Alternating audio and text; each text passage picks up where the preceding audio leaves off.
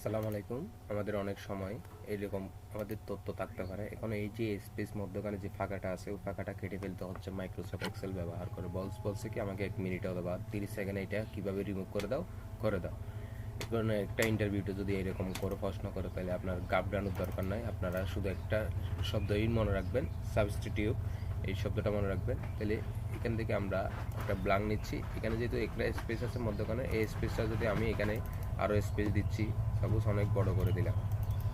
এখন এই বড় করে এই যে স্পেসটা আছে স্পেসটা কিভাবে কাটবেন, জাস্ট এখানে ইকুয়ালটা দিবেন। ইকুয়ালটা দেওয়ার পর SUB সাবস্টিটিউট এখানে ক্লিক করবেন। ক্লিক করার পর এই সেলটা সিলেক্ট করবেন, কমা দিবেন। ইনভার্টেড কমার ভিতর ডবল কোটেশনের ভিতর স্পেস রাখবেন, ইনভার্ট কমা শেষ করবেন, কমা দিবেন। ইনভার্ট কমা শুরু, যেহেতু স্পেস প্রয়োজন নয় আমরা ফাঁকাটা কি করতে চাচ্ছি রিমুভ করতে, invert comma close, bracket close, enter press করব, খুব সহজে রিমুভ হয়ে যাবে।